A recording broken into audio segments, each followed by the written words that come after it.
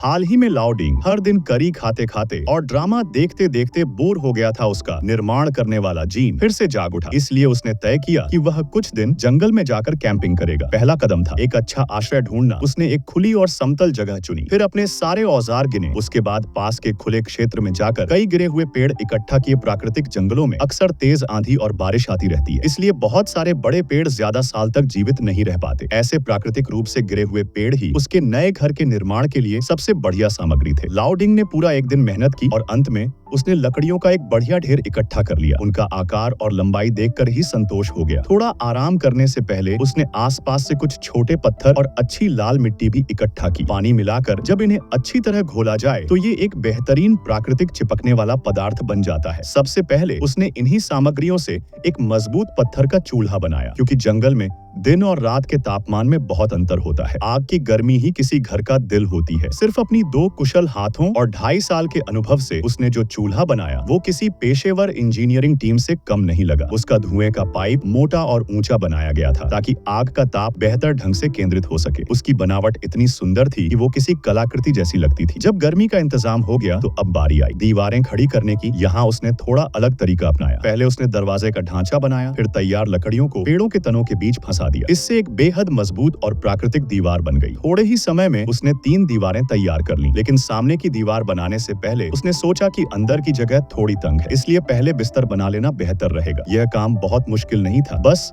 लकड़ियों को समानांतर रखकर एक प्लेटफॉर्म जैसा बना लिया। भले ही यह दिखने में साधारण था, पर इससे जमीन की नमी से बचने की सुविधा मिल गई। थोड़ा आराम करने के बाद उसने फिर से मिट्टी और पत्थरों को मिलाकर सामने की दीवार को धीरे धीरे ऊंचा बनाना शुरू किया, क्योंकि यह दीवार जानवरों और जंगली कीड़ों से सुरक्षा के लिए सबसे मजबूत होनी चाहिए थी, लेकिन साथ ही कमरे में रोशनी बनी रहे। इसके लिए उसने उसमें एक खिड़की लगाने का फैसला किया।